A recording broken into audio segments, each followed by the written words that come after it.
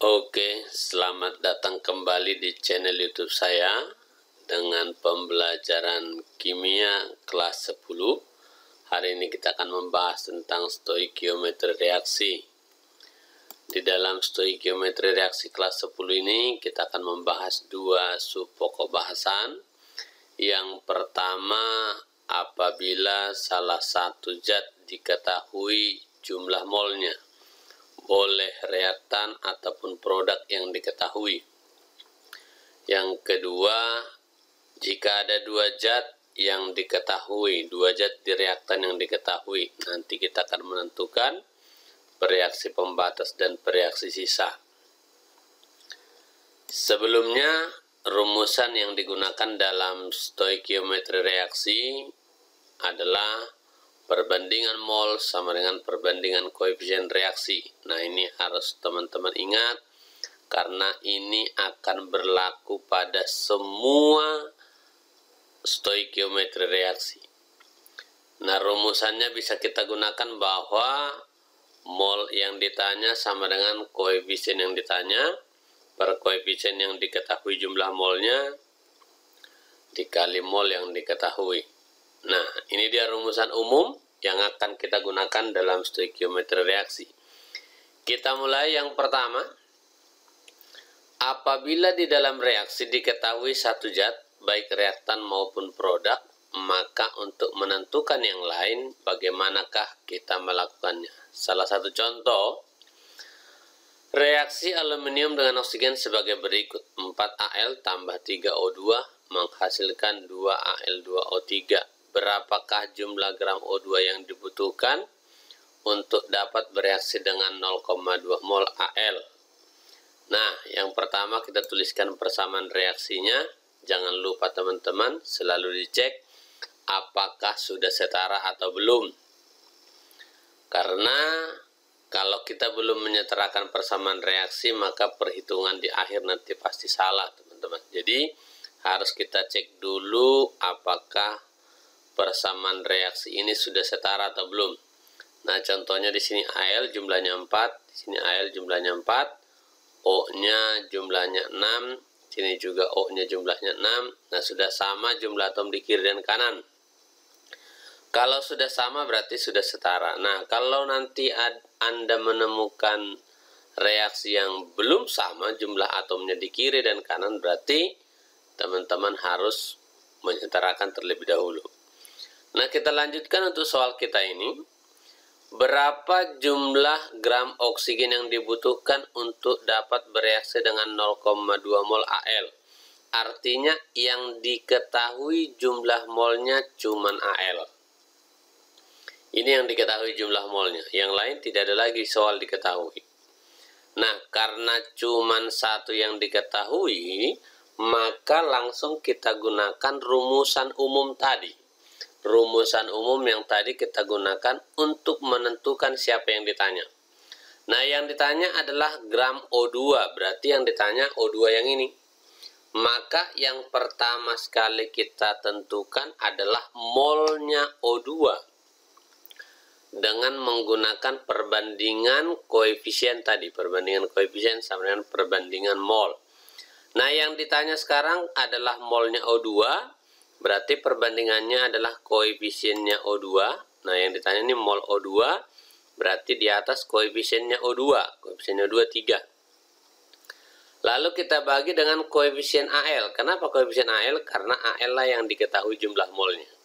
Jadi 3/4 koefisien O2 per koefisien Al dikali 0,2. 0,2 itu molnya Al. Maka kalau sudah masuk ke sini tinggal kita hitung saja. Hasilnya adalah 0,15 mol. Itu baru mol. Yang ditanya di soal ini adalah gram O2.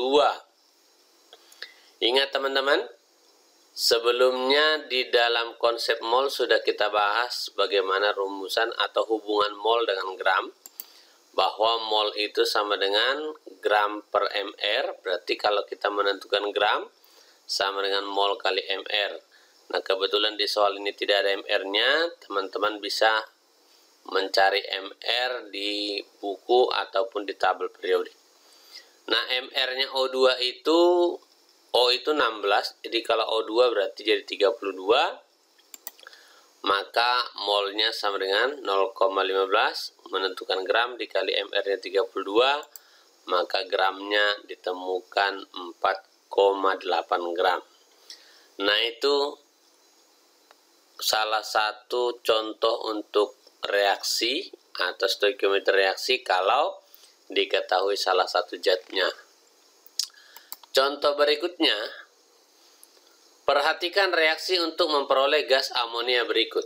Ada NH4 2 kali SO4 tambah 2 KOH menghasilkan 2 NH3 tambah 2H2O ditambah K2SO4. Tentukan volume gas amonia yang dihasilkan jika 33 gram NH4 2 kali SO4 habis bereaksi dalam keadaan standar. Diketahui MR NH4 2 kali SO4 132. Nah, tetap setiap ada reaksi maka yang pertama kita selesaikan atau kita tuliskan adalah persamaan reaksinya. Setelah itu cek dulu sudah setara atau belum. Nah, kebetulan reaksi ini kalau kita perhatikan sudah setara. N-nya di sini ada 2, di sini juga N-nya sudah ada 2. Di sebelah kiri K-nya 2, di sebelah kanan K-nya 2, S1, S-nya 1. Ya sudah setara teman-teman. Nanti silakan Anda cek semua jumlah atomnya. Nah, yang ditanya di soal tentukanlah volume gas amonia. Ini tanya amonia, berarti yang ini. Jika 33 gram NH4 2 kali SO4, 33 gram berarti bisa kita ubah menjadi mol. Kalau ini si NH4 2 kali SO4 gram diubah menjadi mol berarti gramnya dibagi MR. Gramnya 32, MR-nya gramnya 33, MR-nya 132. Jadi 33 gram ya dibagi 132 maka hasilnya seperempat molnya. Nah, itu molnya NH4 2 kali SO4. Nah, berarti dalam hal ini yang diketahui molnya cuma si NH42 SO4. Lalu ditanya gas amonia. Amonia berarti yang ini. Karena diketahui cuma satu zat, lalu langsung kita gunakan perbandingan koefisien yang tadi. Yang ditanya adalah NH3. Berarti koefisiennya NH3 2 dibagi koefisiennya ini 1, 2/1 dikali 1/4. Sama aja dengan 2 kali 1/4, berarti hasilnya setengah mol. Ini baru dalam mol. Nah, yang ditanya dalam soal adalah volume gas amonia dalam keadaan standar. Kita ingat kembali hubungan volume molar dalam keadaan standar. Volume molar dalam keadaan standar bahwa mol sama dengan volume STP per 22,4. Berarti kalau ditanya volume STP, mol dikali 22,4. Molnya tadi setengah kali 22,4 berarti hasilnya adalah 11,2 liter. Nah, itu beberapa contoh teman-teman untuk satu zat yang diketahui. Nah, sama aja halnya kalau yang diketahui nanti di produk. Jadi reaktan maupun produk. Nah, sekarang supaya lebih jelas coba Anda kerjakan, teman-teman kerjakan soal latihan kita. Nah, nanti bisa di skip videonya biar bisa mengerjakan. Ini soal nomor 1. Untuk mendapatkan 5,6 liter gas H2 pada keadaan standar melalui reaksi ini, maka diperlukan massa seng itu Zn ya, minimal sebanyak berapa. Ini soal nomor 1. Lalu ini soal nomor 2. Gas CO2 dialirkan ke dalam larutan jenuh CaOH 2 kali hingga terjadi reaksi seperti berikut.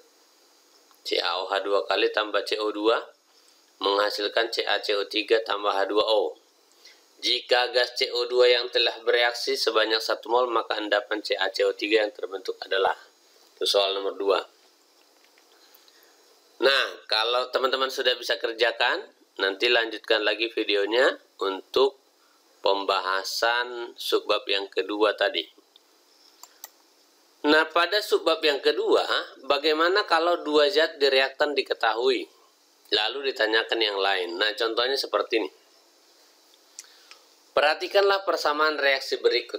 Mg ditambah 2HCl menghasilkan MgCl2 tambah H2. Apabila 6 gram Mg dimasukkan ke dalam 100 ml larutan HCl 2 molar, maka volume gas H2 yang terbentuk dalam keadaan standar adalah berapa? Nah, yang pertama kita lakukan adalah tuliskan dulu persamaan reaksinya. Bahwa Mg ditambah 2HCl menghasilkan MgCl2 ditambah H2. Lalu kita tuliskan siapa aja yang diketahui jumlah molnya. Yang diketahui jumlah molnya adalah Mg 6 gram. Dari Mg 6 gram berarti bisa kita tentukan molnya. Ingat tadi hubungannya mol dengan massa. Berarti 6 dibagi 24. 6 dibagi 24 itu sama dengan 0,25. Lalu HCl. HCl diketahui di sini 100 ml 2 molar. Ingat teman-teman, hubungan molar dengan konsep mol, bahwa mol itu sama dengan molar dikali volume, tapi volumenya harus dalam liter. Nah, volumenya di sini baru mililiter, berarti kita ubah dulu menjadi liter. Kalau kita ubah menjadi liter, berarti ini jadi 0,1. 0,1 dikali 2 maka dihasilkan adalah 0,2. Nah, jadi kalau ada 2 yang diketahui seperti ini, bagaimana cara menentukan yang lain? Contoh di soal ditanya, maka volume gas H2 yang terbentuk dalam keadaan standar. Nah, sebetulnya sama, kita menggunakan perbandingan koefisien sama dengan perbandingan reaksi. Namun, karena ada 2, kita bandingkan dengan yang mana si H2 ini? Maka kita tidak bebas membandingkannya. Dalam hal ini, kita akan cari dulu yang namanya pereaksi pembatas. Nah, bagaimana cara menentukan pereaksi pembatas? Bahwa pereaksi pembatas itu kita bagikan antara mol mula-mula dengan koefisiennya. Nah, setelah kita bagikan yang ini tadi kita anggap sebagai mula-mula, kita bagikan dengan koefisien. Contoh 0,25 dibagikan dengan 1, koefisiennya 1. Berarti hasilnya 0,25. Lalu yang ini HCl 0,2 dibagi dengan 2. Berarti hasilnya 0,1. Maka yang lebih kecil adalah si HCl. Maka karena yang lebih kecilnya adalah HCl, dalam hal ini yang kita gunakan sebagai pembatas adalah HCl-nya. Karena HCl digunakan sebagai pembatas, berarti HCl ini akan habis. 0,2 kita kurangi 0,2, artinya si 0,2 ini bereaksi semuanya, maka sisanya tidak ada lagi sisa untuk HCl. Maka siapapun yang ditanya di dalam soal itu kita bandingkan terhadap pereaksi pembatas ini. Siapa pereaksi pembatasnya tadi? HCl. Jadi HCl lah pereaksi pembatas karena dia habis, karena hasil pembanding mol mula-mula dengan koefisiennya lebih kecil. Lalu dalam soal ditanya berapakah volume gas H2, maka kita gunakanlah rumus perbandingan koefisien sama dengan perbandingan reaksi yang tadi terhadap HCl. Maka di sini kita gunakan koefisien H2 1 dibagi koefisien HCl 2 berarti 1/2 kali 0,2, maka ditemukan H2-nya 0,1. Karena mula-mula H2 belum ada, berarti hasil sisanya atau yang terbentuk pada H2 adalah 0,1. Nah, karena ini produk disebut terbentuk, bukan sisa. Lalu yang ditanya dalam soal adalah volume dalam keadaan standar. Nah, tadi sudah kita bahas hubungan volume keadaan standar dengan mol. Berarti volume mol dikali 22,4. Maka molnya tadi 0,1 kali 22,4 sama dengan 2,24 liter. Nah, inilah untuk menjawab soal berikut karena yang ditanya H2. Namun bisa saja nanti ditanya dalam soal, berapakah pereaksi yang sisa? Atau siapa pereaksi yang sisa? Yang disebut pereaksi yang di sebelah kiri, HCl tadi adalah pereaksi pembatas, maka Mg adalah pereaksi yang sisa. Berapa sisanya kita hitung menggunakan perbandingan koefisien tadi. Berapakah Mg yang bereaksi? Berarti koefisiennya 1 per koefisiennya HCl 2 berarti 1/2 kali 0,2. Itu sama dengan 0,1. Berarti sisanya 0,15 mol. Nah, terserah kalau ditanya nanti masanya, berarti tinggal cari hubungan mol dengan massa. Nah, ini dia kalau ada dua zat di reaktan yang diketahui. Nah, saya kira di sini sudah paham teman-teman. Lalu saya berikan soal latihan nomor 3 ini. Silahkan di skip dulu nanti atau di stop videonya untuk mengerjakan soal. Sebanyak 100 ml larutan amonium klorida 0,1 molar dicampurkan ke dalam 100 ml larutan natrium hidroksida 0,2 molar menghasilkan larutan natrium klorida, gas amonia dan air. Nah, tuliskan persamaan reaksi lengkap dengan penyetaraan dan fase. Fase itu yang dimaksud adalah contoh seperti ini, gas. Berarti apa itu? Lambang untuk gas, G. Larutan, apa lambang untuk larutan? Nah, kalau air fasenya apa? Liquid. Nah, liquid itu lambangnya L. Nah, itu tuliskan itu fasenya.